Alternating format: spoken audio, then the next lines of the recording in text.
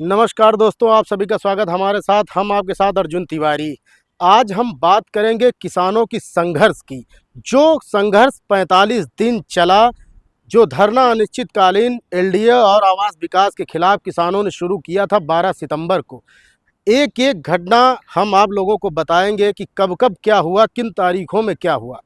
किसानों ने अनिश्चितकालीन धरना खुर्दही बाजार सुल्तानपुर रोड पर स्टार्ट किया 12 सितंबर को। वो धरना लगातार किसान चलाते हैं। भारतीय किसान यूनियन टिकैत के बैनर के नीचे यह धरना स्टार्ट किया गया। ये धरना स्टार्ट हो जाने के बाद एलडीए के जो जिम्मेदार थे आवास विकास के, वो लोग किसानों के बीच में आए नहीं।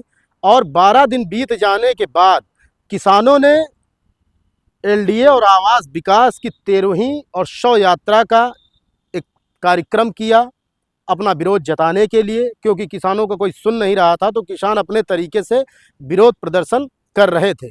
उसके बाद जिस दिन शव यात्रा निकाली जाती है, उस दिन भारी पुलिस बल तैनात होता है खुर्दही बाजार सुल्तानपुर रोड धरने पर। मोहनलालगंज से एसडीएम आते हैं और पुलिस के उच्च अधिकारी मौके पर आते हैं, और आवास विकास एलडीए के भी कुछ जिम्मेदार जो निम्न में थे वो लोग आते हैं। उसके बाद में वहाँ पर उनको शव यात्रा नहीं निकालने दी जाती है, और एसडीएम महोदय के द्वारा, मोहनलालगंज के द्वारा उनको आश्वासन दिया जाता है, क्योंकि किसानों की जो रजिस्ट्रियाँ थी उन पर भी रोक लगा दी गई थी। तहसील वो बंद हो चुकी थी। तो किसानों का कहना था कि हमारी रजिस्ट्रियाँ खोल दी जाएं और हमें उचित मुआवजा मिले, इसलिए हम ये लोग धरना कर रहे हैं। वो भी शांतिपूर्वक ढंग से किसान ये धरना चला रहे थे। एसडीएम ने आश्वासन दिया, लेकिन एक सप्ताह बीत जाने के बाद ना तो रजिस्ट्रियाँ खुली, कुछ भी न हुआ। उसके बाद किसानों ने फिर धीरे धीरे, विजयदशमी का दिन आया और किसानों ने एलडीए और आवास विकास का कलयुगी रूपी रावण के रूप में उसका दहन किया। उस पर भी कोई जिम्मेदार जब न आया तो किसानों की बेबसी हो गई। वो लगातार फिर भी अनिश्चितकालीन धरना अपना लगा के खुर्दही बाजार में चल रहे थे। उसके बाद जब कोई सुनवाई नहीं हुई, न एलडीए आवास विकास कोई जिम्मेदार नहीं आया, तब किसानों ने यह ऐलान किया कि हम लोग अब अपनी बात मुख्यमंत्री महोदय से रखेंगे और उनसे कहेंगे कि हमें उचित मुआवजा हमारी ज़मीनों का दिया जाए, जो एलडीए आवास विकास के द्वारा भूमि अधिग्रहण हो रहा है, या फिर अधिग्रहण ही न किया जाए। ये ऐसा किसानों का कहना था।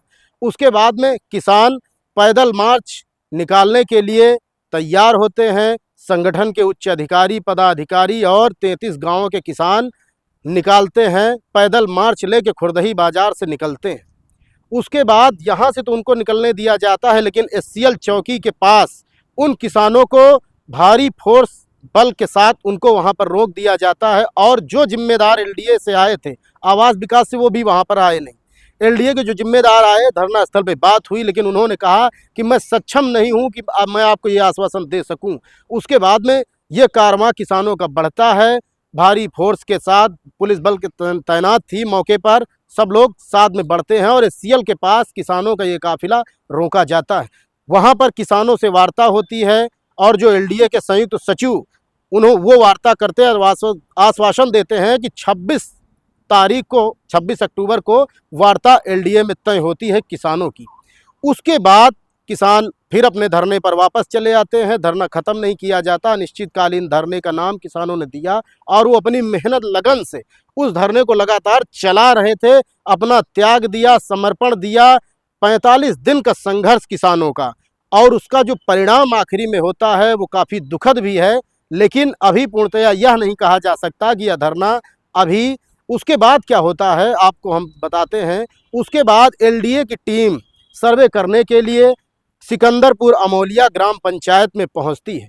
उसके जब किसानों को सूचना मिलती है, ग्रामीण काफ़ी आक्रोशित थे, एलडीए टीम को घेर भी लेते हैं वो लोग। लेकिन उसके बाद धरना स्थल पर सूचना आती है, तो जो किसान नेता होते हैं वो लोग सकुशल उनको ईमानदारी के साथ अपने धरना स्थल पर लेके आते हैं, और वहाँ पर लोगों ने बंधक का रूप दिया। ऐसा कुछ नहीं था, उनको न बंधक बनाया गया न कुछ किया गया। उनको वहाँ से सकुशल ला के धरने बिठाया गया। किसानों ने उनको चाय पानी सारी व्यवस्था करवाई। जब पुलिस के उच्च अधिकारी आए कि इनको छोड़ दीजिए, तो किसानों का कहना था कि एलडीए और आवास विकास से जो जिम्मेदार हैं वो लोग आएंगे, वार्ता होगी, अब तभी हम इन लोगों को छोड़ेंगे। लेकिन पुलिस के समझाने पर जो किसान नेता होते हैं मौके पर धरना स्थल पर, वो लोग उनको छोड़ देते हैं। वो सकुशल रवाना हो जाते हैं पुलिस की निगरानी में। उसके बाद दूसरे दिन शायद ऐसा किसानों का कहना है कि डीएम महोदय का ये आदेश था कि ये धरना खत्म किया जाए, हर कीमत हर हालत पे भारी पुलिस बल तैनात होता है। और जो संगठन के नेता, जिला अध्यक्ष, वो भी आकर ये बात कहते हैं कि हमारा जो एक कदम था वो शायद गलत हो गया। लेकिन किसानों का कहना था कि गलत क्या, यहाँ से जाने के बाद उन लोगों ने, ऐसा किसानों का कहना है कि हमारे लोगों के ऊपर एलडीए के द्वारा मुकदमा लिखा जाएगा या लिख गया है, ऐसा था। उसके बाद फिर 26 तारीख आती है और शाम को एक टीम गठित होती है। कुछ किसान नेता, कुछ पदाधिकारी, कुछ किसान लोग मौके पर जाते हैं। डीएम से वार्ता वहां पर होती है, लेकिन किसानों का कहना है कि डीएम और जो बीसी हैं एलडीए के, उन्होंने अपनी ही बातें रखी, किसानों की कोई बात वहां सुनी ही नहीं गई, ऐसा किसानों का कहना है। अब उसके बाद में वहां से आने के बाद किसानों का कहीं ना कहीं दिल टूट गया था और जिला अध्यक्ष ने ये धरना स्थगित कर दिया 4 नवंबर तक। अब 4 नवंबर में एलडीए आवास विकास में वार्ता होनी है, एलडीए से तो वार्ता हो ही चुकी है, लेकिन यह धरना स्थगित किया गया है। जो संगठन के अध्यक्ष हैं, नेता हैं, पदाधिकारी हैं, उनका कहना है कि 4 नवंबर के बाद हम लोग डिसीजन ये लेंगे कि हम लोग आवास विकास से वार्ता हो जाए, उसके बाद हमें क्या डिसीजन लेना है, ऐसा संगठन के जो लोग हैं उनका कहना है। लेकिन किसानों की दिवाली बेरंग हो गई, ऐसा किसानों का कहना है, क्योंकि खेतों में भी वो दीप जलाते हैं और किसानों का मनोबल टूट गया। 45 दिन का संघर्ष, रातों दिन का अनिश्चितकालीन धरना। और जो किसान नेता जो यहाँ मौके पर रहते थे, उनमें एक नाम राम सेवक उपाध्यक्ष हैं युवा, और संदीप यादव जी हैं, और रामपुर बीरमपुर काफ़ी प्रधान, काफ़ी लोग, बबलू यादव जी जैसे संघर्षशील कार्यकर्ता, हौसला यादव, ऐसे कार्यकर्ता वहाँ लगातार लगे रहे। लेकिन कल उनका मन व्यथित हो गया, दुखी हो गया।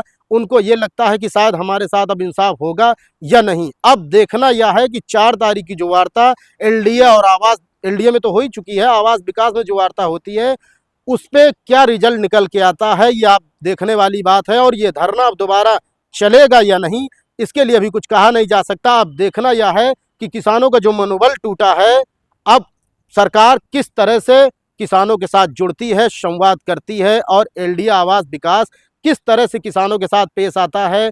और जो यहाँ का सर्किल रेट है, ये भी एक बहुत बड़ा मुद्दा है, 2014 से बड़ा नहीं, ऐसा किसानों का कहना है। अब देखना है कि आगे क्या होता है। नमस्कार।